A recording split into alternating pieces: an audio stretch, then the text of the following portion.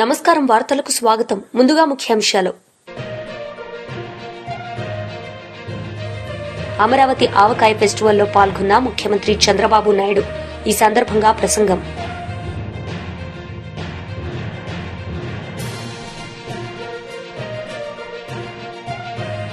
తాడేపల్లిలో వైఎస్ఆర్సీపీ అధ్యక్షులు YS Jagan media సమావేశం నిర్వహించారు.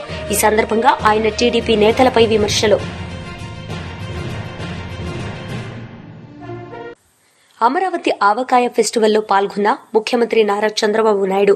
ఈ సందర్భంగా ఆయన ప్రసంగించారు. తయారు చేస్తాం, వేరబుల్స్ కూడా ఇక్కడే తయారు చేస్తాం. ఇవన్నీ తయారు చేసినప్పుడు ఇప్పుడే మీరు చూశారు, ఇటీవల కాలంలో ఆంధ్రప్రదేశ్లో నేను ఒకటి అనౌన్స్ చేశాను. Green hydrogen valley. మీ ఇంట్లోనే కరెంటు తయారు చేసుకునే పరిస్థితి, పొల్యూషన్ లేని పరిస్థితికి వచ్చాం. ఇంకో క్వాంటమ్ వ్యాలీ ఎక్కడో లేదు. దేశంలో మొట్టమొదటి క్వాంటమ్ కంప్యూటర్ రాబోయే 5 నెలల్లో ఈ అమరావతిలో వస్తుంది. దానికి మీరు సిద్ధంగా ఉండాల్సిన అవసరం ఉంది. నేను క్వాంటమ్ కంప్యూటర్ గురించి మాట్లాడితే అందరూ వచ్చి మేము కంప్యూటర్లు ఇక్కడే తయారు చేస్తామని, 2 ఏళ్లలో క్వాంటమ్ కంప్యూటర్లు తయారు చేసే శక్తి తెలుగు జాతికి ఉందని మరొక్కసారి మీకు విజ్ఞప్తి చేస్తున్నా. ఇవి తలుచుకున్నప్పుడు చాలా మంది ఏఐ, ఒకప్పుడు ఐటీ మాట్లాడా, ఇప్పుడు ఏఐ గురించి మాట్లాడుతున్నా. ఇటీవల కాలంలో ఫస్ట్ టైం ఆర్థిక సంస్కరణలు వచ్చిన తర్వాత గూగుల్ ముందుకొచ్చి $15 బిలియన్ 1 గిగావాట్ డేటా సెంటర్, అదే సమయంలో ఏఐ హబ్ కింద విశాఖపట్నాన్ని సెలెక్ట్ చేసుకున్నారు. వీళ్ళు వచ్చిన తర్వాత చాలా మంది ముందుకొచ్చి క్యూ కట్టారు. రిలయన్స్ వస్తున్నారు, చాలా కంపెనీలు వస్తున్నాయి.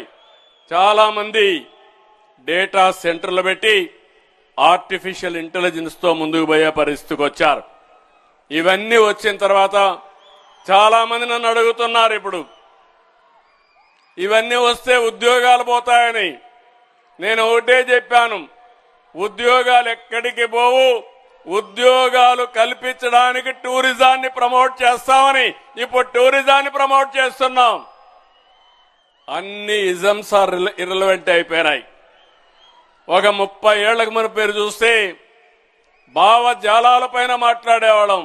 నువ్వు కమ్యూనిస్టా, క్యాపిటలిస్టా, సోషలిస్టా అని. ఇప్పుడు కమ్యూనిస్టులు అయిపోయారు, సోషలిజం అయిపోయింది.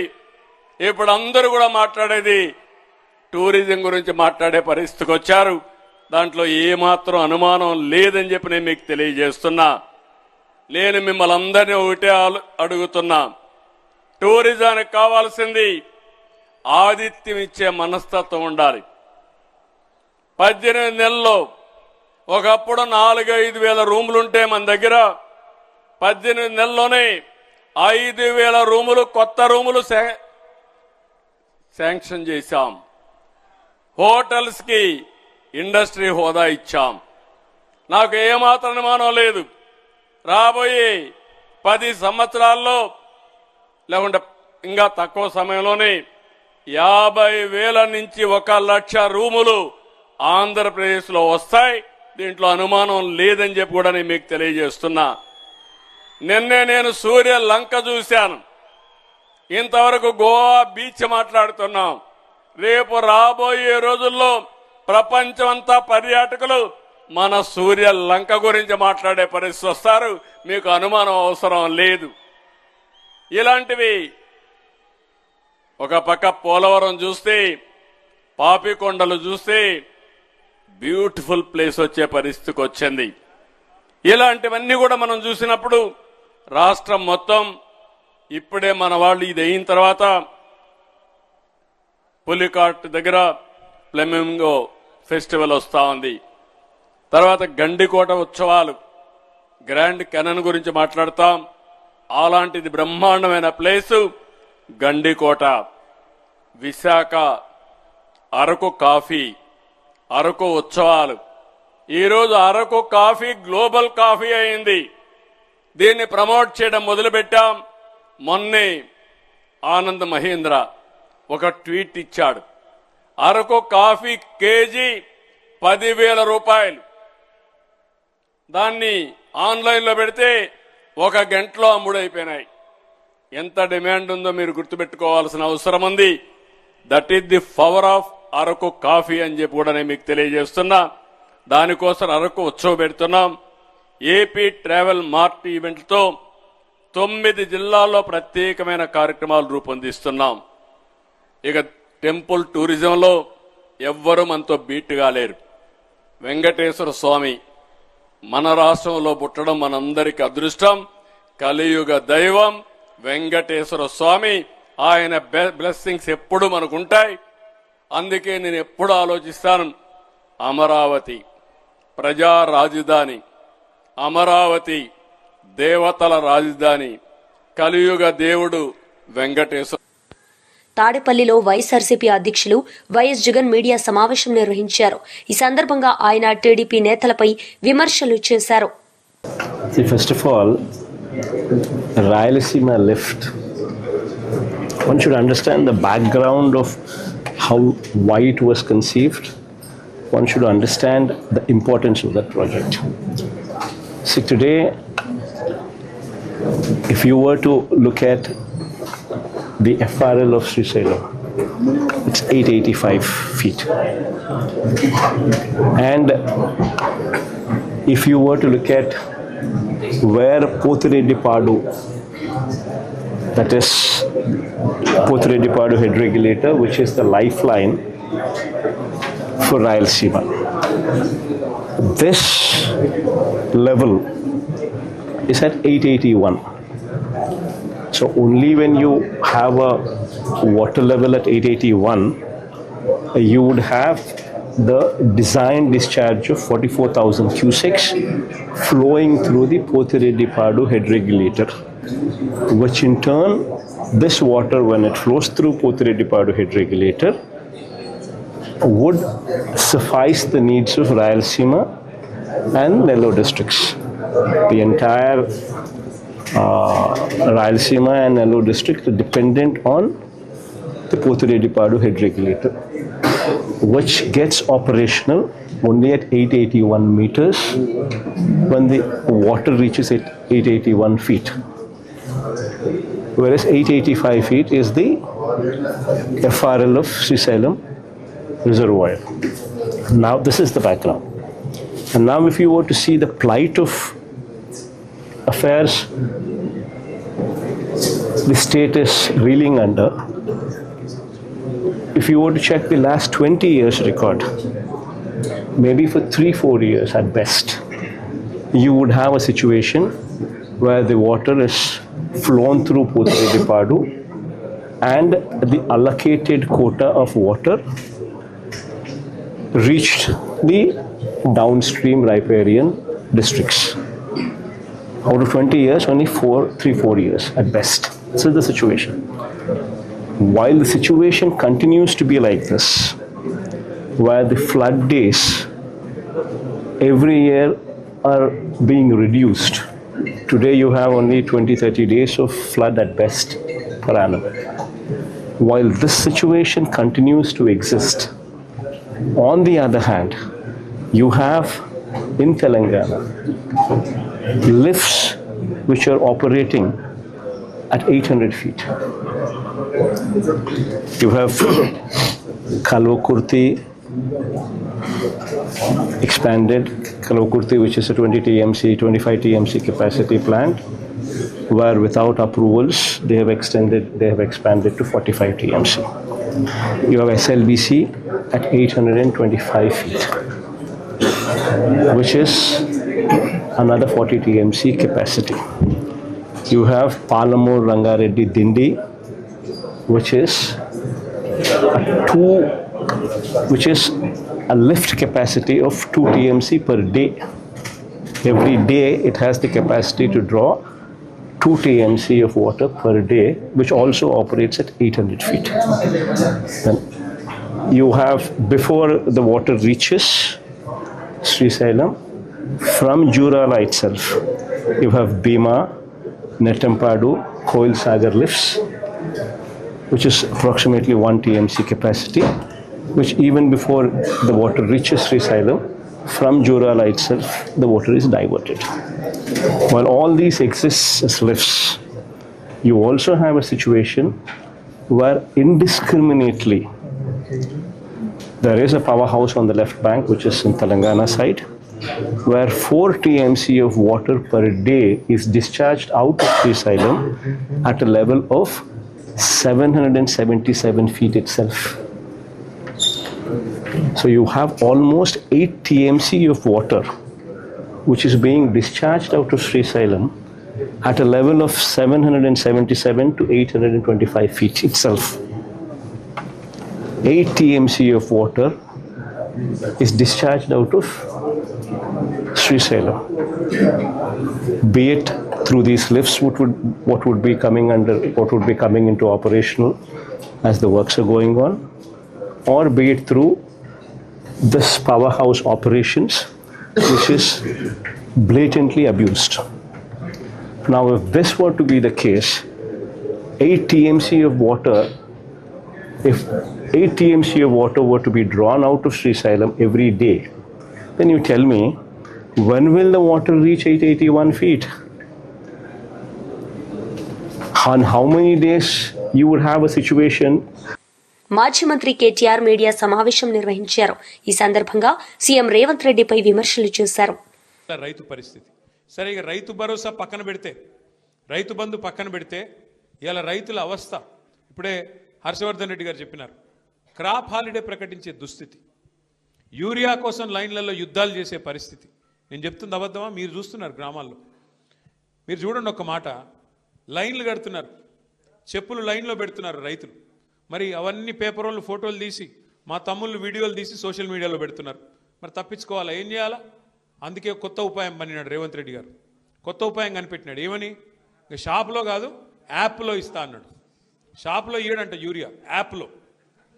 యాప్లో ఎప్పుడు ఉంటుంది యూరియా? ఆడ షాప్లో ఉంటేనే కదా ఉండేది, ఈడ షాప్లో ఉంటేనే కదా యాప్లో ఉండేది. అది లేదంట.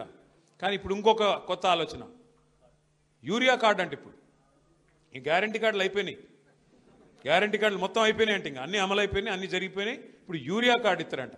నేను ఒకటే అడుగుతున్నా, ఆలోచించమని కోరుతున్నా మా కొల్లాపూర్ రైతన్నలందరినీ, రైతు బిడ్డలందరినీ.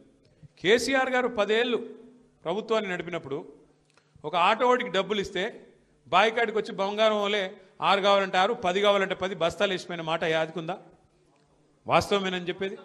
మరి కేసీఆర్ ఉన్నప్పుడు యూరియా కోసం కుస్తీలు లేవు, విత్తనాల కోసం పోటీలు లేవు, కరెంటు కష్టాలు లేవు, క్రాప్ హాలిడే లేవు, రైతు బంధు కోసం ప్రభుత్వం వైపు తిరిగి చూసే అవసరం లేదు. ఇవి ఏవీ లేకుండా, కడుపులో చల్లగదలకుండా రైతన్నను మరి కంటికి రెప్పలా కాపాడుకున్నాడా లేదా కేసీఆర్ గారు? ఇలా అట్లాంటి కేసీఆర్ గారు మరి మన కోసం పాలమూరు రంగారెడ్డి ఎత్తిపోతల పథకాన్ని తలపెడితే 90% పనులు పూర్తి చేసి మీ నార్లాపూర్ కాడికే వచ్చి ఒక పంపు కూడా ఆన్ చేసి నీళ్లను, కృష్ణా నీళ్లను ఆ ప్రాంతానికి చూపెడితే 2 ఏళ్ళు అయిపోయింది రేవంత్ రెడ్డి గారు వచ్చి. 90% పని పూర్తయింది, కేవలం 10% మాత్రమే మిగిలింది. ఏనుగెళ్ళింది తోక చిక్కింది అన్నట్టు తోక మాత్రమే మిగిలింది. రిజర్వాయర్లు మీ కళ్ళ ముంగట కనబడుతున్నాయి కదా, నార్లాపూరు, కరివెన, వట్టెము, ఏదుల, ఉద్దండాపూరు రిజర్వాయర్లు అన్నీ పూర్తయి రెడీగా ఉన్నాయి. ఈయన చేయాల్సింది ఏంది? మనం అప్పటికే కాలువలకు కూడా టెండర్లు పిలిచినాం. ఈయన రాగానే ఆ టెండర్లు రద్దు చేసినాడు. రద్దు చేస్తే చేసినాడు, మళ్ళీ పిలవచ్చు కదా. 10 పైసలతో అయిపోయేదానికి ఇవాళ పని చేయకుండా ఎందుకు చేయట్లేదు? తొందరగా చేస్తే కేసీఆర్కు పేరు వస్తుంది. పాలమూరు రంగారెడ్డి కేసీఆర్ గారు కట్టిండని చెప్పి యాద్ చేసుకుంటారు. కేసీఆర్కు పేరు వస్తుంది, వాళ్ళ పాత బాస్కు కోపం వస్తుంది. వాళ్ళ పాత బాస్ ఎవరో తెలుసు కదా మీకు. ఆయన కోపం వస్తుంది, నువ్వు మా నీళ్ళు ఎట్లా తీసుకుపోతావురా, నువ్వు మా చెంచగాడు లెక్క ఉండాలి కానీ పెద్దోళ్ళలాగా యాక్టింగ్ చేస్తున్నావేంది? ఆయన కోపం వచ్చి ఊరుకుంటాడా? అందుకే ఆ భయంతో ఇవాళ మొత్తానికైతే కాలమూరును ఎండబెట్టే ప్రయత్నం, పండబెట్టే ప్రయత్నం చేస్తున్నాడు. ముఖ్యమంత్రి గారు మాట్లాడుతూ ఎప్పుడు అంటూ ఉంటాడు, పండబెట్టి తొక్కుతా అంటాడు. రేవంత్ రెడ్డి డైలాగ్ అది. నిజమే, ఇలా పాలమూరును పండబెట్టిండు, రైతులను తొక్కుతున్నాడు.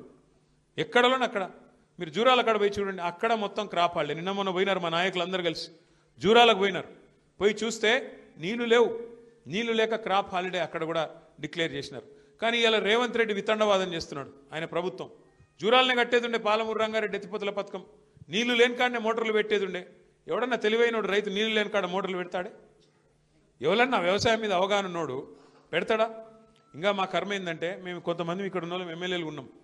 మా కర్మ ఏంటంటే రేవంత్ రెడ్డి కాడ నీటి పాటలు నేర్చుకోవాలట మేము పోయి అసెంబ్లీకి. ఏ రేవంత్ రెడ్డి? దేవాదుల ఏ బేసిన్లో ఉందో తెలియని రేవంత్ రెడ్డి, ఏ వాగు ఏడుందో తెలియదు, ఏ వంక ఏడుందో తెలియదు, ఏ నది ఏడుందో తెలియదు.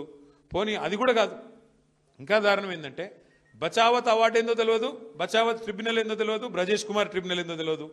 బీజేపీ లీడర్ రెడ్డి మీడియా సమావేశం నిర్వహించారు. ఈ సందర్భంగా పలు అంశాలపై ఆయన మాట్లాడారు. ఐఎన్సీ పోయి ఇస్లామిక్ నేషనల్ కాంగ్రెస్గా మార్చారు. మరి ఐఎన్సీని రేవంత్ రెడ్డి గారు వచ్చిన తర్వాత దాన్ని ఇస్లామిక్ నేషనల్ కాంగ్రెస్గా మార్చారు.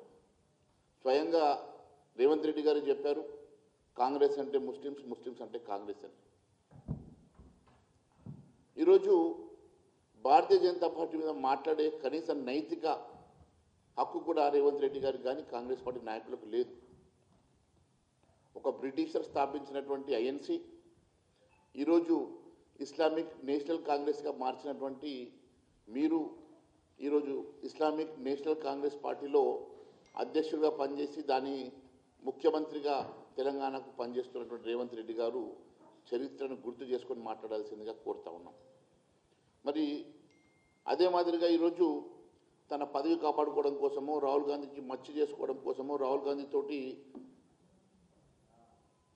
స్నేహ బంధాన్ని పెంచుకోవడం కోసమో ఈరోజు అనేకమైనటువంటి అంశాల మీద వీబీజీ రామ్జీ అంశంలో ఈరోజు అనేక రకాలైనటువంటి అబద్ధపు ప్రచారాలు చేస్తూ ఉన్నారు. నేను మీ ద్వారా రేవంత్ రెడ్డి గారిని అడుగుతా ఉన్నాను, వీబీజీ రామ్జీ మీద తప్పుడు ప్రచారాలు చేసేటువంటి రేవంత్ రెడ్డి గారు మరి ఏ మీడియా సెంటర్లో అయినా ఓపెన్ డిబేట్కి మీరు సిద్ధమా? దానికి మేము సిద్ధమని చెప్పి తెలియజేస్తా ఉన్నాం. అసెంబ్లీలో కూడా ఈ అంశం మీద మాట్లాడేటప్పుడు అనేక సార్లు మైక్ కట్ చేసి మా వర్షన్ బయటకు రాకుండా అనేక ప్రయత్నం చేసినటువంటి మీరు అనేకమైనటువంటి వాస్తవాలు ఈరోజు మరి నేను మీ ద్వారా మీకు తెలియజేస్తాను. అసలు వీబీజీ రామ్జీ, వికసిత్ భారత్ జీ రామ్జీ అర్థం చేసుకోవడానికి మీరు ఒక చిన్న ఉదాహరణ. 2004 నుంచి భారతీయ జనతా పార్టీ అధికారం వచ్చే వరకు వీబీజీ రామ్జీ ద్వారా ఎంత ఖర్చు, ఎన్ఆర్ఈజీఎస్ ద్వారా ఎంత ఖర్చు పెట్టారు, మరి గత 11 సంవత్సరాల్లో భారతీయ జనతా పార్టీ అధికారం వచ్చిన తర్వాత ఎంత ఖర్చు చేశారో నేను మీకు ఒక విషయం తెలియజేస్తా ఉన్నాను. ఇప్పటివరకు ఈ పథకంలో 11,74,000 కోట్ల రూపాయలు ఖర్చు చేస్తే దాంట్లో 8,53,000 కోట్ల రూపాయలు, 11,74,000 కోట్ల నుంచి 8,53,000 కోట్ల రూపాయలు ఖర్చు చేసింది నరేంద్ర మోడీ గారి ప్రభుత్వమే. అంటే గత 10 సంవత్సరాలు కాంగ్రెస్ పాలనలో ఖర్చైన దానికి 3 అంతలు గత 11 సంవత్సరాల్లో నరేంద్ర మోడీ గారి ప్రభుత్వం ఖర్చు చేసింది అనేది వాస్తవం కాదా అని అడుగుతున్నా. మరి అనేక విషయాలు మాట్లాడుతూ పేర్లు మార్చిన సాంప్రదాయము భారతీయ జనతా పార్టీకి లేదు. ఎప్పుడు కూడా భారతీయ జనతా పార్టీ ఏ కార్యక్రమంలో కానీ సంక్షేమ కార్యక్రమానికి నరేంద్ర మోడీ గారి పేరు ఎప్పుడు పెట్టుకోలేదు. గ్రామీణ ఆవాస్ యోజన మీరు ఇందిరా ఆవాస్ యోజనగా మార్చుకున్నారు. గ్రామీణ విద్యుదీకరణ యోజన దాన్ని రాజీవ్ గాంధీ గ్రామీణ విద్యుదీకరణ యోజనగా మార్చుకున్నారు. ఖేల్ రత్న అవార్డు దాన్ని రాజీవ్ గాంధీ ఖేల్ రత్నగా మార్చుకున్నారు. సుమారు 600 ప్రభుత్వ సంస్థలకు గాంధీ పేరు పెట్టుకున్నటువంటి సంస్కారం కాంగ్రెస్ పార్టీ. భారతీయ జనతా పార్టీ ఎప్పుడు కూడా నరేంద్ర మోడీ గారి పేరు కానీ అలాంటి ఏ రోజు కూడా నామకరణ చేసిన చరిత్ర భారతీయ జనతా పార్టీకి లేదు. భారతీయ జనతా పార్టీ ఎప్పుడైనా మీరు ఒకసారి చూసినట్టయితే రాజ్ భవన్ గతంలో మీరు పెట్టుకుంటే దాని పేరు లోక్ భవన్గా మార్చినటువంటి ఘనత భారతీయ జనతా పార్టీది. రాజ్పథ్ని కర్తవ్య పథగా మార్చినటువంటి చరిత్ర భారతీయ జనతా పార్టీది. రేస్ కోర్స్ రోడ్ ఉంటే దాన్ని లోక్ కళ్యాణ్ మార్గం మార్చినటువంటి ఘనత భారతీయ జనతా పార్టీది. ప్రధానమంత్రి కార్యాలయం పిఎంఓ పేరు సేవా తీర్థ్ అని చెప్పి నామకరణం చేసినటువంటి చరిత్ర భారతీయ జనతా పార్టీది. ఈరోజు యూపీఐఎంలో ఎంఎన్ఆర్ఈజిఎస్, ఎన్డీఏలో హయాంలో ఉన్నటువంటి మీకు ఒక చిన్న వైఎస్ఆర్సీపీ స్టేట్ సెక్రటరీ, రాష్ట్ర అధికార ప్రతినిధి జూపూడి ప్రభాకర్ రావు మీడియా సమావేశం నిర్వహించారు. ఈ సందర్భంగా పలు అంశాలపై ఆయన మాట్లాడారు. ప్రతి దానికి మీరు ప్రజల మీద, ప్రజాస్వామ్య వ్యవస్థలో ఉన్నటువంటి ప్రతిపక్షం మీద, ప్రత్యేకంగా జగన్మోహన్ రెడ్డి గారి మీద, జగన్మోహన్ రెడ్డి గారి మీడియా మీద ఏ రోజైనా సాక్షి పేపర్ని మీరు ఒక పేపర్గా చూసారా? సాక్షి పేపర్కి ఫ్రీడమ్ ఆఫ్ స్పీచ్ వర్తించదా? Do you think that you are so big? Do you think that you are above the constitution? మీరు రాజ్యాంగానికన్నా మీరు అతిథులుగా భావిస్తున్నారా? గురికింద సామెతలాగా మీరు ఒక రివ్యూ మీటింగ్ పెట్టుకొని మీ మంత్రుల్ని ఒకరిద్దరు పెట్టుకొని దానికి ఒక కమిటీ వేస్తారట రాష్ట్ర వ్యాప్తంగా. మీరు కాదు కమిటీ వేయాల్సింది ఇక్కడ. There should be central government wherein they have to see that some regulations వాళ్ళు మీకు గైడెన్స్ ఇస్తారు. అకార్డింగ్ టు దోస్ గైడెన్స్, దీని ప్రకారం సుప్రీంకోర్టు జడ్జిమెంట్ ప్రకారం ఆ గైడెన్స్ ప్రకారం మీరు వెళ్ళాలి తప్పితే ఆ గైడెన్స్లో ఏముంటుంది? Irrespective of political party, whether your party is in ruling or not, ఎవరు రూలింగ్లో ఉన్నారని కాదు. ఏ రాజకీయ పార్టీ అయినా సరే, ఎవడైనా సరే ఆర్టికల్ 19ని అబ్యూజ్ చేసి దానికి విరుద్ధంగా ఎవడైనా మాట్లాడితే, అంటే తెలుగుదేశం మాట్లాడుకోమని, కూటమి ప్రభుత్వం మాట్లాడుకోమని సుప్రీంకోర్టు జడ్జిమెంట్ లేదు. Don't think that we are all illiterates.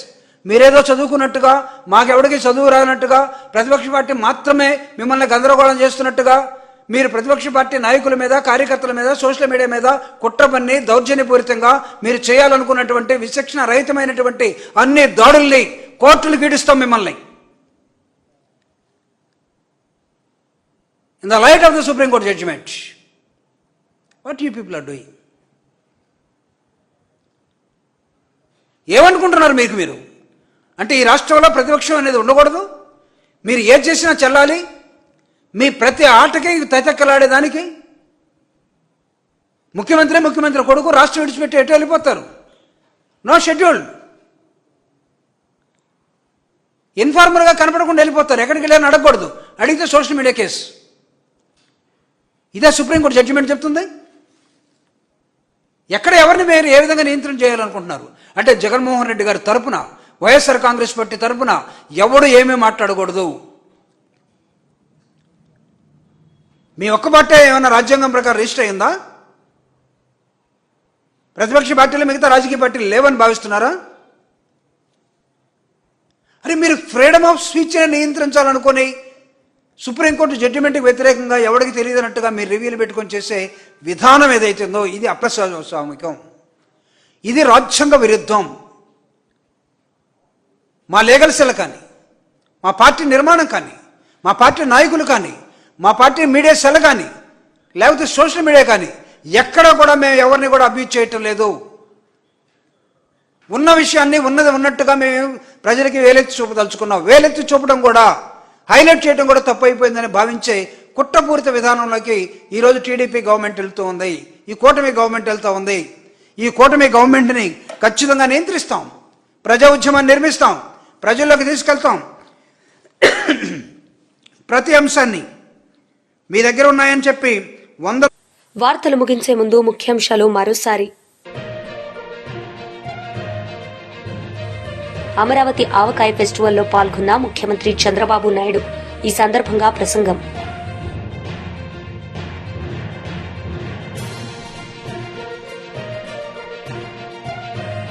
తాడేపల్లిలో వైఎస్ఆర్సీపీ అధ్యక్షులు వైఎస్ జగన్ మీడియా సమావేశం నిర్వహించారు.